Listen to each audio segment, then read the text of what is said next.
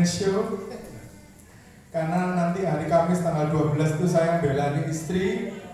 Karena kami sekarang punya tantangan yaitu gula darahnya naik lagi. Nah, hari Kamis nanti kita ada janji dengan dokter bagus. Biasanya pagi cek darah dulu, nanti sorenya baru kontrol. Jadi seperti itu. Dan pergumulan kami cukup lama untuk ini.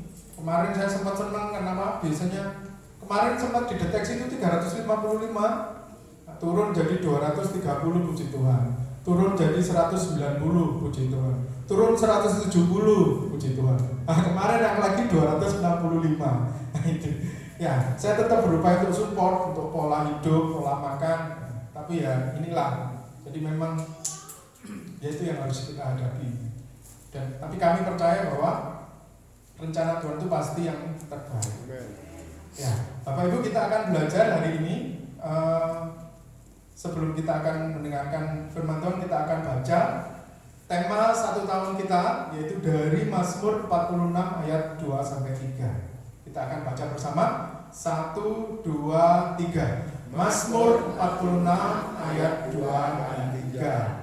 Ada Tuhan di setiap musim hidupku. Amin. Saya undang Bapak Ibu untuk bangkit berdiri. Kita akan angkat Alkitab kita tinggi-tinggi. Sama-sama kita katakan 1, 2, 3. Aku percaya Alkitab adalah firman Tuhan. Ketika aku membaca, mendengar, melakukannya, aku pasti berbahagia. Amin. Silakan duduk. Bapak Ibu, oh ya, terima kasih untuk Bapak Ibu Gembala yang memberikan kesempatan bagi saya untuk berbagi tentang firman Tuhan yang berlaku di dalam kehidupan saya. Bapak Ibu, hari ini saya rindu sekali kita sama-sama belajar tentang pemulihan pada waktunya. Tema kita memang tentang musim. Saya gambarkan di situ karena kita tidak di subtropis ya, kita di tropis, cuma ada 2 musim, yaitu kemarau dan penghujan. Tapi kalau di subtropis 20,5 derajat, 22,5 derajat lintang utara lintang selatan. Nah, itu baru kita menemui itu ada musim salju, musim gugur, musim semi dan musim panas ya. Dari musim durian sampai musim rambutan juga. Nah, Bapak Ibu, hari ini saya rindu tentang ini, tetapi kita akan coba baca dari tema kita. Jadi ketika dibahas di 25 Desember 2025 oleh pembicara itu mengiang-ngiang terus di telinga saya dan pikiran saya, Bapak Ibu. Nah, saya ingin berbagi tentang ini. Coba kita baca satu stansa, satu bait di Mazmur 46 ayat 1-4. Dengan semangat dan dengan berani ya, istilahnya gitu. Sudah ketemu Bapak Ibu? Amin. Sudah? Kita baca bersama ya. Mazmur 46 ayat 1-4. 1, 2, 3. Untuk pemimpin dari Korah dengan lagu Alamot. Allah itu kita tempat perlindungan dan kekuatan, sebagai penolong dalam kesesakan. sangat terbukti. Sebab itu kita tidak akan takut, Sekalipun bumi berubah, sekalipun gunung-gunung goncang di dalam laut, sekalipun ribut dan berbuih airnya. sekalipun gunung-gunung goyang oleh ombaknya. Kota Allahku. Sudah sampai 4 aja. Oh, ini 5. Ya. Nah, saya tertarik dengan ayat ini dalam pasal ini. Saya ketika dan Om dan Tante untuk tahun ini kita memberikan tema ada Tuhan di setiap musim hidupku. Mazmur 46 ini saya kaget ya ketika dan Tante memberikan ini sebagai tema. Tapi saya ingat betul ketika tanggal 7 Oktober 2023, Bapak Ibu tahu tentang peristiwa itu? Ada yang namanya Sabtu Hitam. Jadi bagi orang Israel itu adalah ketika Israel diserang oleh Hamas dengan cara penyerangan yang out of the box.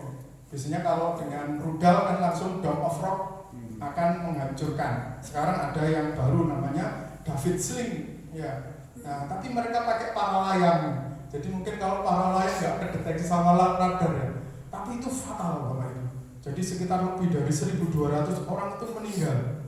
Bahkan ada yang 1.200, bahkan ada yang sampai sekarang dijadikan sandera, dan kita nggak tahu orang itu masih hidup atau mati. Dan Mazmur 46 itu dibacakan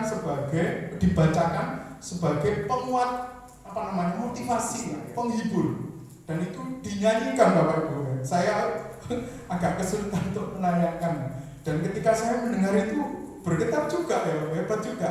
Dan yang menulis ini lebih hebat lagi. Jadi kalau kita bicara tentang musim ya, musim itu ada 4 arti di dalam Kamus Besar Bahasa Indonesia, tapi mungkin ini yang lebih tepatnya untuk konteks kita, yaitu waktu ketika ada suatu peristiwa. Contoh musim cacar, peristiwa waktu itu ada cacar, jadi seperti itu. Nah, dan di dalam musim kehidupan setiap orang itu sebenarnya yang enak dibahas itu Yusuf gitu. Karena musimnya berwarna gitu loh. Mulai dari zaman yang gak enak sampai enak, yang masuk penjara dan sebagainya. Atau Ayub gitu. Paling enak karena musimnya berwarna. Atau mungkin Tuhan Yesus sendiri. Tapi saya lebih tertarik kepada yang menulisnya. Dan yang menulisnya adalah sama Bapak Ibu? Bani Korah yang menulisnya. Ya, jadi di sini ada tulisan untuk pemimpin biduan dari Bani Korah. Ini bukan pemimpin biduran ya, biduan. Jadi pemimpin biduan, kalau biduran kan gatal semua. Pemimpin biduan, dan penulisnya adalah Bani Korah. Korah ya, bukan Korah itu bukan, atau yang Korah itu bandulan itu bukan.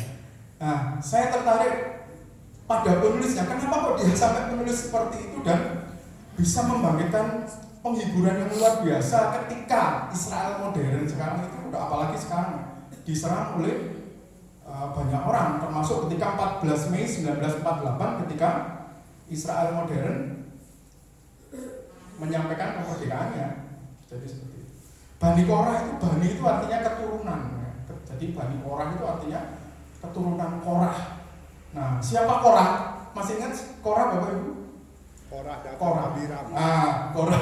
Ya, kita enggak baca itu. Tapi ini coba dianggap. Saya lebih nanti tertarik di Mazmur 46. Jadi ini kalau saya bacakan, enggak tahu kecil ya, saya bacakan ya Bapak Ibu. Di Bilangan 16 ayat 1. Korah bin Yizar bin Kehat bin Lewi beserta Datan dan Abiram, anak-anak Eliab, dan On bin Pelet. Jadi ada 3. Itu Korah, Datan, Abiram, sama On. 4 berarti. Ketiganya orang Ruben. Yang ketiganya orang Ruben adalah Datan, Abiram, dan On-nya. Sedangkan Korah dari Lewi. Lewi itu berarti sukunya suku Imam ya. Satu garis dengan Musa. Ketiganya orang Ruben mengajak orang-orang untuk memberontak melawan Musa beserta 250 orang Israel.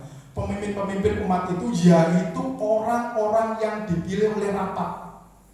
Dan yang terakhir dia bilang semuanya orang-orang yang kenamaan. Jadi orang terkenal, orang hebat, dianggap orang suci dan sebagainya. Tapi ini fatal bagi Tuhan Bapak Ibu. Jadi kalau disimpulkan sebenarnya Korah itu menggugat otoritasnya Tuhan. Imam yang ditunjuk waktu itu adalah Harun. Tapi dia menuntut itu untuk dia. Prinsipnya itu sebenarnya itu. Nah, sedangkan kalau kita baca di Bilangan 4, Korah itu kedudukannya sudah bagus lah. Jadi kalau di Bilangan 4 dia tugasnya adalah memikul perkakas kudus di kemah suci. Ini satu istilahnya kalau di gereja itu ya majelis tingkat tinggi atau rank satunya Pak Pendeta lah seperti itu ya. Tapi dia minta lebih gitu. Dan itu fatal. Fatalnya kenapa? Nah ini saya pakai AI ya. Korah ini wajahnya seperti ini teman. Jadi dari itu saya masukkan, oh wajahnya. Tidak tahu seperti siapa ya. Seperti saya ya. Nah, Terus kemudian hukumannya fatal. Nah, maka di Bilangan 16 ayat 3b, maka terbelahlah tanah yang di bawah mereka, dan bumi membuka mulutnya dan menelan mereka dengan seisi rumahnya dan dengan semua orang yang ada pada Korah dan dengan segala harta milik mereka. Kalau sekarang ada fraktura tanah. Sekarang kadang-kadang saya sama Nyonya itu sering lihat di bencana populer itu. Tanah bergerak di Sukabumi, di Tegal, bahkan di Semarang itu tanah itu bergerak sehingga semua bangunan di atasnya terus roboh semua. Bahkan ada tanah yang terus membelah jadi dua. Saya nggak bisa bayangkan seperti ini di zaman itu. Saya pernah belajar tentang geologi di Israel waktu itu. Memang ada gunung berapi yang tua di sana. Jadi dulu itu ada gunung berapi ya. Namun saya nggak tahu ya, memang ini hukuman dari Tuhan. Bumi itu terbelah dan Korah dan teman-temannya seisiannya juga termasuk Korah, Datan, Abiram dan On tadi. Kok nggak ada yang off ya? On namanya. Masuk ke dalam tanah dan itu hukuman. Jadi kalau digambarkan mungkin visualisasinya seperti ini. Jadi yang ngeri juga kalau menurut saya ya. Dulu waktu di Sulawesi tanah itu yang terjadi likuifaksi ya, tanah bergerak itu kan juga sama.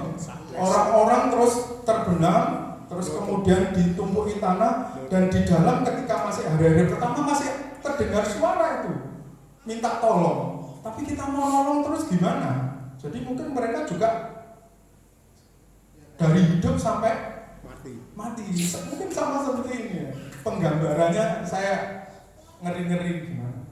Yang kedua, ya kita akan bahas satu persatu tentang Alamot untuk pemimpin biduan dari Bani Korah dengan lagu Alamot ya. Alamot itu ternyata artinya adalah perawan atau gadis muda. Ada kemurnian, kelincahan, kegembiraan, atau cara bernyanyi dengan keberanian penuh sukacita. Itu arti dari Alamot. Cuma masalahnya pemazmur waktu itu bukan kebanyakan, semuanya laki-laki gitu loh. Jadi kalau bernyanyi dengan suara tinggi, akhirnya mereka bernyanyi dengan teknik falsetto, falset itu. Wah, gitu ya. Jadi suara tingginya laki-laki seperti perempuan. Tapi di situ ada istilahnya kalau dalam paduan suara atau orang nyanyi ada grandenya, ada sebuah kebanggaan, ada sebuah hal dari rendah terus menjadi tinggi. Itu Alamot, bernyanyi dengan keberanian. Mungkin kalau di Mazmur ada istilah menyanyi dengan seminit, itu adalah menyanyi dengan ratapan dan dinyanyikan dengan nada yang rendah. Tapi ketika dinyanyi dengan Alamot, ini ada sebuah keberanian, optimis. Jadi seperti itu. Ya. Nah, kalau di dalam bahasa Jawa, ini mohon maaf ya, dalam bahasa Jawa itu disebutkan di situ lagune koyo kidunge para putri. Nah, jadi seperti ini dari Alkitab Bahasa Jawa tahun 84. Jadi seperti anak perempuan kalau nyanyi lah seperti itu. Jadi suaranya melengking lah seperti itu. Nah, berikutnya lagi Bani Korah bilang Allah itu bagi kita. Kita di sini artinya adalah orang, kata ganti orang ketiga. Kita itu saya dan kamu. Saya dan kalian. Artinya bahwa di sini Bani Korah itu pingin ngomong Allah itu bagi saya, dan saya mencoba meyakinkan juga bahwa bagi kamu. Nah, seperti itu. Lanjutannya adalah Allah itu bagi Bani Korah adalah tempat perlindungan. Tempat perlindungan di sini saya mencoba untuk mencari arti ya dari beberapa. Saya lihat beberapa YouTube, terus ya memang karena saya dari GKJW Bapak Ibu ya, kadang-kadang hubungan dengan siapa? Bambang Nurseno ya, cukup erat juga karena dulu ketika saya masih menjadi mahasiswa itu sering kita ada di pendopo GKJW Talun itu dalam satu lingkaran ya, sebelum beliau terkenal sampai sekarang. Tapi rasanya kalau sekarang sulit untuk menyentuh beliau karena sudah sering ke luar negeri, ke Mesir dan sebagainya. Nggak nuntut. Tempat perlindungan artinya adalah bahwa bagi Bani Korah Allah itu adalah tempat di mana mereka itu bisa diterima kembali. Jadi ketika leluhur mereka yang bernama Korah itu dihukum karena ketidaktaatan, karena memberontak, tapi ada anak-anak Korah yang nggak mati, nggak semuanya mati.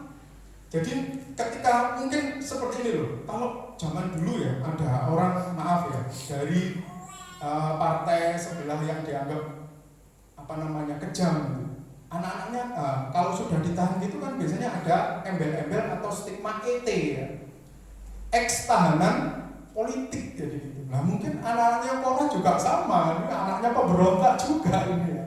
Tapi Tuhan bagi Bani Korah dia merasa bahwa Tuhan itu adalah Tuhan yang bisa menerima dia kembali, diterima kembali dan sebagai orang-orang yang terbuang harusnya dia nggak layak untuk melayani, tapi dia dilayakkan untuk atau diterima kembali oleh Tuhan. Yang kedua, nah kalau dalam bahasa Jawa yang 462 yang saya kasih tanda merah itu disebutkan Allah iku pangungsen lan kekuatan kita. Pangungsen itu artinya tempat untuk mengungsi gitu loh. Jadi kalau misalnya ada banjir, ada sebuah tempat orang ngumpul di sana namanya pangungsen. Nah di dalam pangungsen atau tempat pengungsian itu berarti di sana orang itu bisa berlindung. Dan Bani Korah memposisikan Tuhan itu seperti itu, di mana mungkin orang banyak tidak bisa menerima dia, tapi Tuhan itu bisa menerima dia. Jadi seperti itu. Atau di dalam bahasa Inggris, di dalam New King James ya. Nah kalau ini sama, refuge, betul ya Bu Yeni saya bahasa. Jadi tempat berlindung. Jadi seperti itu. Nah sebagai kekuatan Bani Korah secara genetik itu ada beberapa hal di situ di dalam pengalaman pribadinya. Yang pertama adalah Tuhan itu merupakan kekuatan bagi Bani Korah ketika yang pertama dia memilih kebenaran. Memilih kebenaran di sini artinya gini. Jadi ketika peristiwa pemberontakan Korah, Tuhan itu ngomong pada Musa, dan Musa akhirnya juga ngomong ke umat Israel waktu itu, jauhi kemah-kemahnya Korah, Datan, Abiram, dan On. Dan biasanya Bapak Ibu ya, kalau dalam kondisi berhubungan keluarga, biasanya kalau kita seperti itu, kita akan membela keluarga kita biasanya. Tapi Bani Korah, ya, orang-orang keturunannya Korah yang bisa hidup waktu itu, dia bisa memilih ya, memilih Tuhan, memilih kebenaran. Dia tidak memilih Korah. Jadi ketika Musa bilang jauhi kemah orang-orang fasik itu ya, sekitaran, jauhi kemah Korah, Datan, Abiram, dan On, mereka taat kepada Musa dan minggir sehingga tanah terbelah di antara mereka tidak masuk. Itu arti Tuhan sebagai kekuatan bagi Bani Korah. Yang kedua, jadi ketika habis itu dia tidak bisa melayani seperti Korah yang membawa perkakas kudus ke kemah suci. Dia akhirnya dipakai yang kedua menjadi penjaga pintu. Penjaga pintu kemah suci. Jadi cuma di depan aja. Jadi kalau di Mazmur ada kata-kata aku merindukan pelataranmu, wah itu mesti Bani Korah itu. Karena tugasnya hanya di depan.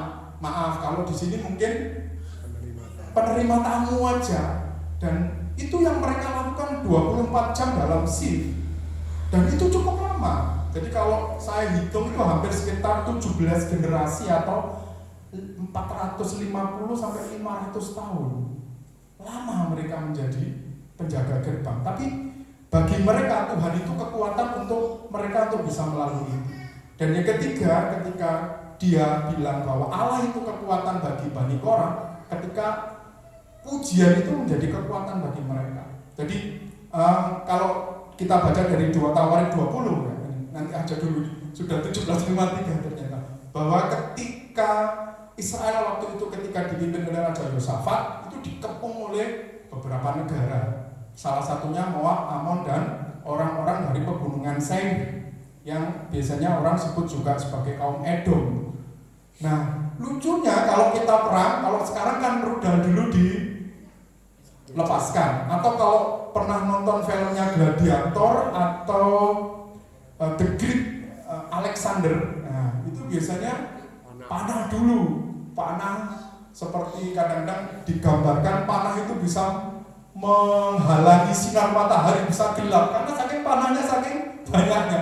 Habis naik terus turun, wah itu terus banyak yang mati. Nah, ketika perang seperti itu, yang dijadikan yang pertama kalau di 2 Taurat 20 bukan panah, tetapi Bani Korah. Suruh paling depan, suruh nyanyi. Ini perang model apa ya? Perang kok orang disuruh ke depan dan disuruh nyanyi, tapi ternyata di 2 Tawarik 20 dikatakan di situ bahwa ketika pujian itu dinaikkan, maka terjadi kekacauan di antara orang-orang Moab, Amon, dan Edom. Mereka saling bunuh satu dengan yang lain dan Israel nggak perlu bertindak. Mereka menang hanya dengan kekuatan pujian, dan itu dialami oleh Bani Korah. Sehingga terus dia bisa menulis seperti ini. Terus kemudian sebagai penolong dalam kesesakan, penolong di sini dalam bahasa Ibrani disebut Esra. Esra, makanya berbagai yang punya nama Esra. Esra itu artinya penolong. Nah, orang yang nolong kan biasanya, misalnya Pak Oni lagi ngepel, Pak saya tolongi ya. Tolongi apa Pak Dedi? Tolongi dengan doa, ya. Biar Pak Oni yang ngepel sendiri. Tapi konteks Esra di sini adalah bahwa dia nggak hanya nolong ngomong saja, tapi ikut berperang. Nah, itu adalah pengalaman hidupnya Bani Korah, terutama dalam kekuatan pujian. Tuhan yang berperang bagi mereka. Yang kedua adalah mudah ditemui. Jadi ketika dalam masa kesulitan, Tuhan itu tidak bersembunyi. Tuhan itu malah seperti menampakkan diri supaya kita bisa mudah untuk menemuinya dan minta tolong. Itu dari pengalamannya Bani Korah, atau di dalam bahasa Ibrani disebut dengan istilah nimsa me'ut, itu artinya mudah ditemui. Atau di dalam terjemahan New King James dikatakan a very present, artinya selalu ada itu. A very itu banyak, maksudnya gampang ditemui lah gitu. Tuhan itu gampang ditemui ketika kita mengalami kesulitan. Atau kalau dalam bahasa Jawa ini ya, ketitik saka bangete anggone mitulungi ing mangsa karibetan. Artinya bahwa apa ya? Sering kelihatan ketika menolong kita di masa-masa kesulitan, karibetan, ribet itu sulit, atau mengalami masa-masa yang enggak nyaman. Itu Tuhan bagi bangsa Korah. Kesesakan itu juga secara genetik mereka menceritakan dari generasi ke generasi. Kesesakan atau sarat dalam bahasa Ibrani itu adalah sebuah lorong sempit gitu. Mungkin bagi saya mikir bahwa Bani Korah itu juga pernah melihat bahwa bumi itu terbelah, orang terus masuk ke dalamnya, dan bagaimana mereka bisa lepas dari situ. Mungkin ada yang bisa lepas ya, tapi mungkin juga enggak gitu. Tapi saya lebih suka mungkin yang sudah masuk ya mati, jadi seperti itu. Tapi mereka yang bisa lepas, maksudnya ketika memutuskan untuk lebih memilih omongannya Tuhan dan Musa, nah itu yang selamat. Kadang-kadang saya pikir gini loh, kok nggak seperti Akan ya? Bapak Ibu masih ingat cerita Akan? Ketika Akan, terus ketika Israel berperang, terus Akan menyembunyikan harta-harta yang berharga termasuk emas. Dan kemudian ternyata ketika Israel perang lagi dan kalah, terus dicari, ternyata ada yang ngambil itu emasnya. Nah, tapi dalam kasus itu Akan dan istrinya dan anaknya kan dirajam. Korah kok enggak? Ternyata sesudah kita pahami bahwa mungkin ketika menyembunyikan, kalau zaman dulu Bapak Ibu, setiap suku itu dikasih satu kemah mungkin ya. Nah, ketika menyembunyikan mungkin ya istrinya tahu, anaknya tahu, mungkin ya cucunya tahu, tapi gak ngomong gitu loh. Sehingga ya semuanya dihabiskan. Tapi ketika Bani Korah diomongkan, jangan dekat dengan kemahnya Korah, Datan, Abiram dan On, menjauh, dia menjauh. Makanya mungkin di sini nggak semuanya dihukum, ada yang masih hidup, diselamatkan. Sangat terbukti. Nah, kalau sudah bilang sangat terbukti, ini rekam jejak. Ini pengalaman pribadi. Jadi ketika Bani Korah ngomong Tuhan itu sebagai penolong dalam kesesakan, sangat terbukti. Nah, itu rekam jejak. Bahwa Bani Korah itu mengalami sendiri bahwa Tuhan itu selalu ada ketika mereka merasa mengalami kesulitan. Jadi seperti itu. Kita tidak akan takut, Bani Korah ngomong. Jadi ketika ngomong seperti itu, kenapa? Karena ketakutan itu sudah ditaklukkan oleh Bani Korah, karena dia yakin dan percaya dia punya penolong yang nimsameut, sangat mudah ditemui. Sehingga seperti itu Bani Korah. Sekalipun bumi berubah, bumi itu kalau dalam bahasa Ibrani disebut eretz, artinya adalah stabilitas, kepastian, pijakan hidup, harta, uang, nama baik. Itu adalah bumi kita, pekerjaan, nama baik itu. Sekalipun gunung-gunung goncang, gunung itu dalam sastra Ibrani dikatakan, dalam bahasa Ibrani disebut har, ya. Itu berarti keabadian, keagungan, penyangga hidup. Berarti juga tanah yang numpuk ke atas, juga mungkin kekayaan, ya, harga diri, reputasi. Itu gunung di dalam laut, dan laut itu artinya adalah yang artinya kekacauan, karena laut kan selalu kalau suatu saat kan mesti ada ombaknya atau bergelora. Jadi kalau bisa diartikan gimana Bapak? Jadi apa istilahnya? Bani Korah ini, Allah itu bagi Bani Korah, dan saya mengajak untuk semuanya, itu adalah tempat perlindungan di saat mereka ada tanah terbelah dan mereka memilih kebenaran di dalam Allah dan Musa, dan kekuatan itu buktinya banyak itu tadi, termasuk kekuatan ujian ketika melawan 3 negara besar tadi. Sebagai penolong dalam kesesakan, nah, sebagai penolong, tidak hanya nolong aja tapi juga ikut itu sangat terbukti. Kesesakan itu tadi yang lorong sempit, ya. Kita kalau melewati lorong sempit nggak nyampe ujungnya itu juga bosan juga. Masalah kok nggak nyampe, masalah kok nggak selesai, itu juga kita merasa takut, ya. Sebab itu kita tidak akan takut. Nah, kenapa? Karena dia punya penolong yang selalu bisa ditemui. Sekalipun bumi berubah tadi, Pak. Kalau bumi berubah itu pengalamannya Bani Korah. Bumi yang biasa terus tiba-tiba terbelah dan mereka masuk ke dalam. Sekalipun gunung-gunung goncang di dalam laut, sekalipun semua kestabilan itu akan digoyang di dalam kekacauan, tapi dia akan tetap mengakui bahwa Tuhan adalah penolong dalam kesesakan. Kalau dilanjutkan ke bawah, ya, sekalipun ribut dan berbuih airnya. Ribut itu kan suara. Tadi malam Bu Yeni pergi ke kamar mandi terus kemudian keluar, aduh anginnya banternya ya, menakutkan. Kadang-kadang dengan suara permasalahan dan sebagainya itu kok kelihatannya kok tidak selesai masalahnya. Nah mungkin seperti itu, seperti apa istilahnya, mengancam agitasi, seperti itu ya. Mungkin seperti itu ya.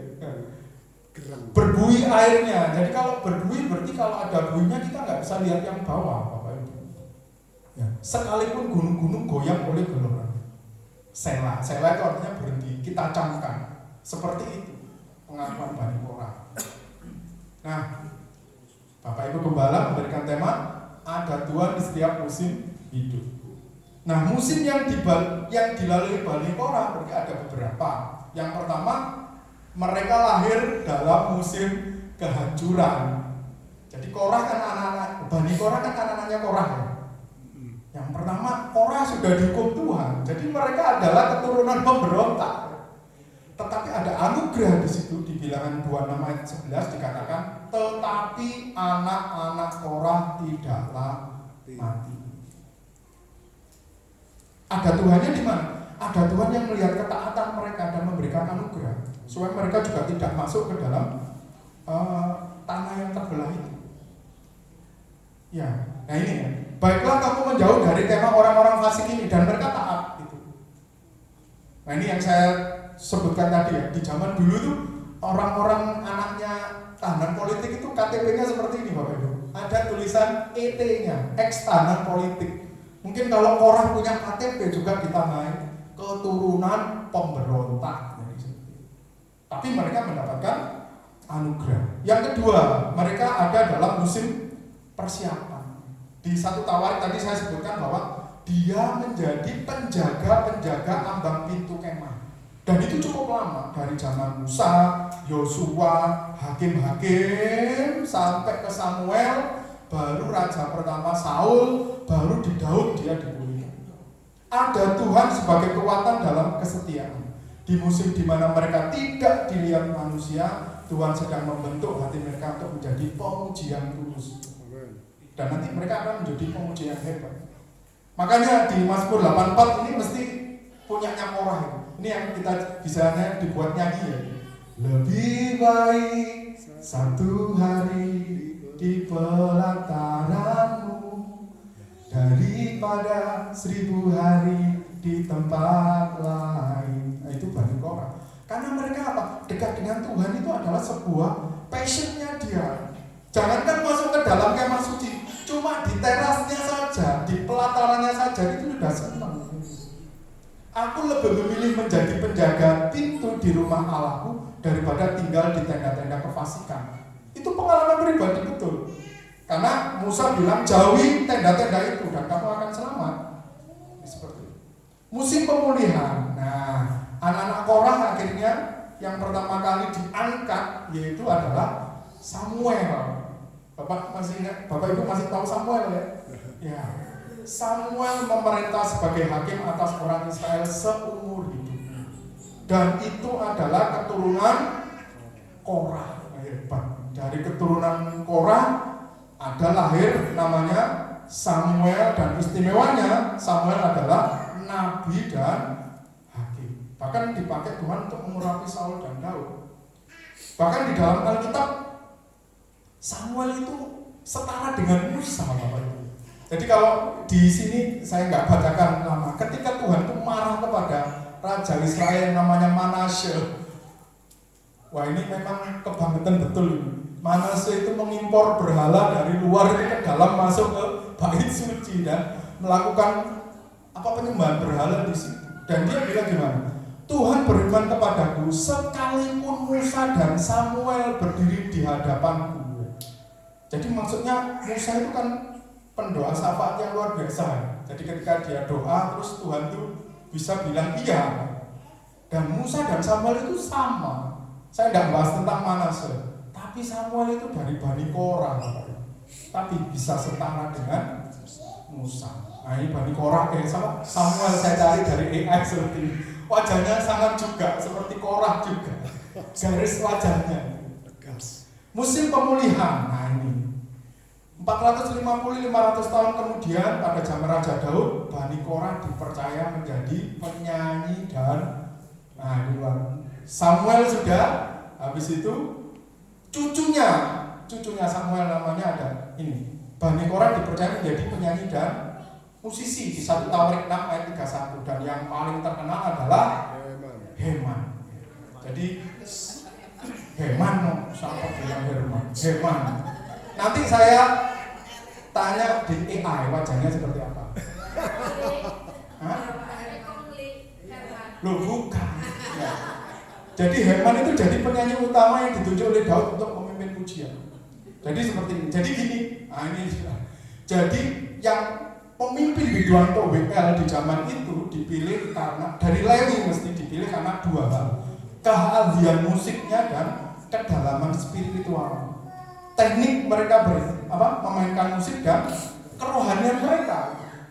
Dan di zaman Daud ini terkenal Asaf sebelah kanan, Etun atau Yedutun di sisi sebelah kiri, dan cucu Nabi Samuel keturunan Bani Korah ada di tengah, yaitu namanya.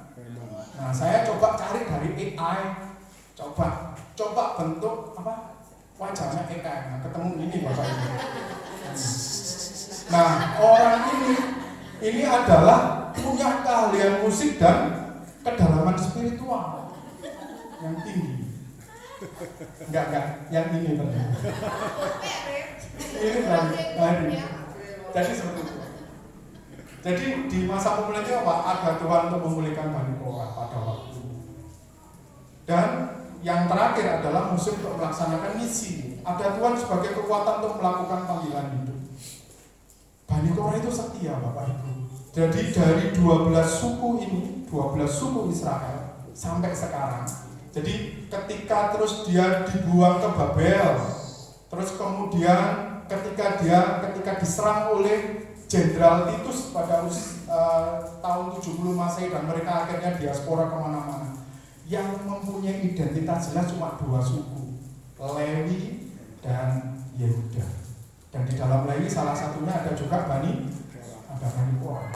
Mereka tetap setia di sinagog untuk mengajarkan Taurat, membaca Taurat, termasuk melatih untuk ini bermain musik yang tradisional. Termasuk yang heboh kemarin, saya dari mas saya di mana Sidoarjo itu ngomong tentang ini. Bapak Ibu tahu tentang ini? Sapi merah. Sapi merah. Sapi merah ini proyeksinya adalah kalau ini ditemukan, ini nanti dipakai untuk ritual untuk meresmikan atau menyucikan bait suci yang ketiga. Nah ini nggak tahu nanti modelnya gimana. Dan bait suci yang ketiga itu posisinya adalah di komplek Masjid Al-Aqsa. Di bawah. Ya berdarah-darah lagi. Tapi Bani Korah tetap setia tentang ini. Ya, yang ortodok ayo kita lakukan gitu. Jadi seperti itu. Jadi ini musim-musimnya Bani Korah. Refleksinya Bapak Ibu, apakah musim hidup Anda saat ini penuh dengan goncangan akibat masa lalu keluarga yang kelam? Ingat ada Tuhan, kota benteng kita yang memberikan kekuatan dan goncangan dari masa lalu. Amen. Masa lalu saya adalah ini Bapak Ibu. Ada yang tahu ini gerbang apa? Gak ada yang tahu. Gunung Kawi. Kita belum pernah pergi. Oh belum pernah pergi ya? Ini saya beritahu. Ya bahasa itu ada yang salah satu jadi kuncen Bapak Ibu. Juru kunci ya. Ini latar belakang saya. Tetapi dengan anugerah saya bisa seperti ini. Bapak saya yang paling ujung. Ini satu momen ketika kita bisa pergi ke gereja bareng. Cuma repotnya Bu ini tidak bisa selfie ya. Jadi seperti Kecepet. iya, seperti istri yang ditelantarkan. Ayo selfie, oh aku nggak bisa ya. Jadi ketika Bapak untuk memilih menjadi Kristen, nah itu satu jalan anugerah bagi saya supaya saya tidak mengalami kesulitan yang lebih sulit lah ketika saya mengikut Tuhan Yesus. Karena dari Bapak saya gitu. Dan Bapak saya yang mengalami kesulitan seperti itu. Dan ketika salah satu ulang tahun saya bilang, Pak, matur nuwun bilih Bapak sampun ngenalaken kula dumateng Tuhan Yesus. Pakai bahasa Jawa. Artinya bahwa Pak, terima kasih sudah mengenalkan saya kepada Tuhan Yesus. Refleksi yang kedua, apakah Bapak Ibu berada di musim mengerjakan hal yang sepele, seperti tidak ada hasil? Ada Tuhan sebagai kekuatan. Kesetiaan di perkara kecil itu adalah persiapan untuk pelayanan yang besar. Jangan malu kalau misalnya harus jadi penyambut tamu di depan atau tukang ngepel atau semuanya dikerjakan semua ya, ini semua mentality semua. Nulis lagu sendiri, kalau di gereja besar kan tinggal nyerahkan, ada yang nulis sendiri, masak sendiri. Kesetiaan di perkara kecil adalah persiapan untuk pelayanan yang besar. Bapak Ibu, ini foto saya ketika saya masih kuliah. Ketika kuliah di KPPM, waktu di gereja yang lama, Komisi Pelayanan Pemuda dan Mahasiswa, saya itu hanya jadi gitaris Bapak Ibu. Terakhir jadi seksi yang latih vokal grup. Tapi ketika di persekutuan mahasiswa Kristen, ya tahun pertama itu saya hanya jadi pengantar surat, karena saya bawa sepeda motor gitu. Tapi efeknya Pak, saya kenal hampir semua pendeta sekota Madya Malang, baik yang karismatik maupun yang Protestan. Dan ternyata di tahun yang kedua saya jadi seksi acara. Seksi acara itu merancang dari Januari sampai Desember, setiap Jumat ketika persekutuan itu temanya apa saja.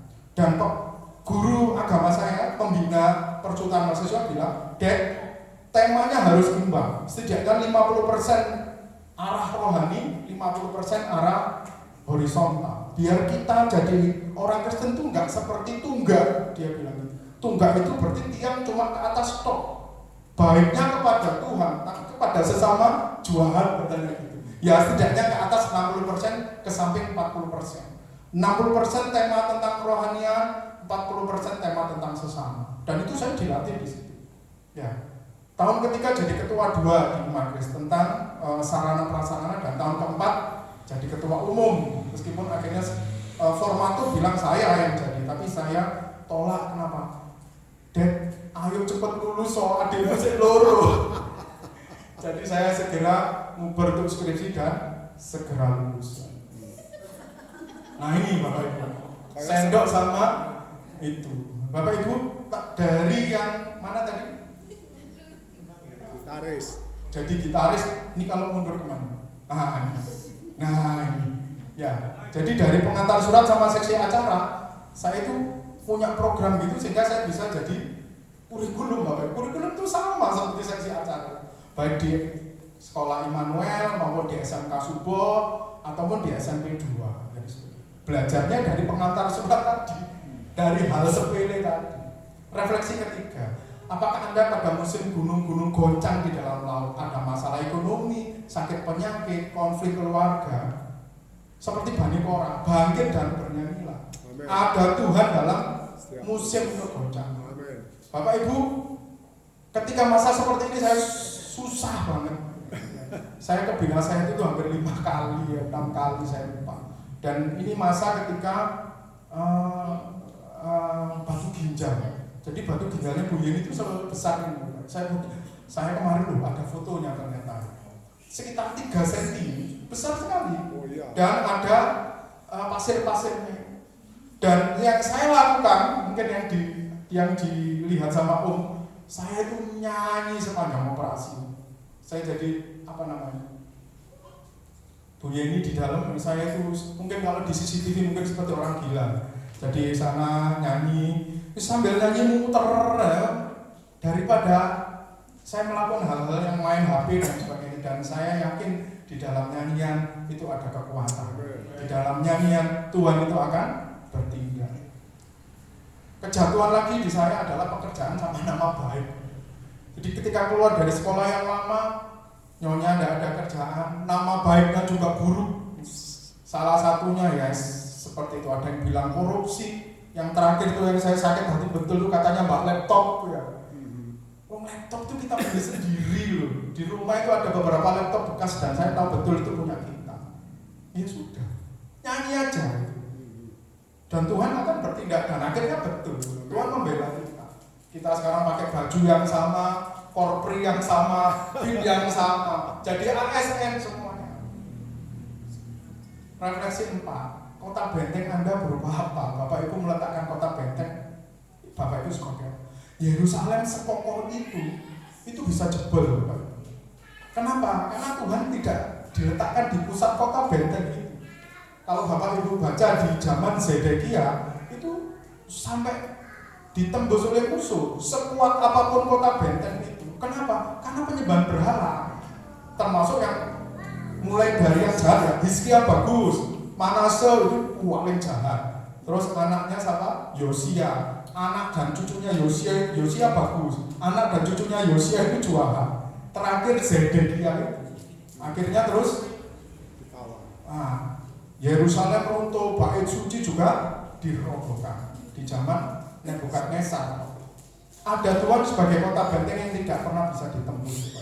Kalau Tuhan kita letakkan sebagai pusat benteng kita. Ini Yerusalem. Ya. Refleksi yang kelima. Apakah Anda sudah seperti Bani Korah, konsisten dalam misi, memberitakan firman, regenerasi? Saya suka kalau kemarin kita coba melatih anak-anak remaja untuk bermain musik. Nah itu Bani Korah. Anuannya dilatih semua dan semuanya mau untuk bergerak itu, dan saya senang. Bukan untuk kesombongan, bukan hak seperti yang dituntut oleh Korah kepada Musa sehingga dia setara dengan Harun, tapi anugerah. Respon cinta kita kepada Tuhan. Apa yang kita lakukan kemarin untuk remaja itu adalah yang seperti yang dilakukan oleh Bani Korah. Tetap memberitakan firman, mengajari mereka tentang kerohanian. Dan itu juga kita lakukan. Termasuk yang dilakukan tadi yang sudah disaksikan oleh Bu Yeni, ini ketika dia menjadi berkat di gerejanya adiknya, adik kandungnya, temanya tentang family uniting. Itu kebetulan saya lakukan. Dan ini ketika kita pelayanan di penjara, kita di luar, ya, dengan tim Jesus Christ Mission namanya. Ini ketika saya jadi WL di sana, namanya Gereja Anugerah. Ngeri Bapak Ibu ya. Mereka semua anak dan semuanya ininya tatoan semua, narapidana ya. Tapi saya berupaya untuk tetap berjabat tangan dan kontak mata. Itu yang mereka perlukan. Ini ketika kita mau pulang, ini gerejanya sebagus itu loh. Dan saya lihat bahwa semua alat bandnya itu mahal-mahal. Di LP Porong ya. Ini semua narapidana ya. Dan jangan lupa tetangga kita juga harus tetap kita layani karena kita menjadi berkat bagi mereka. Ada Tuhan yang memberikan kekuatan dalam melayaninya. Amin. Ya, coba sekarang untuk afirmasi ya.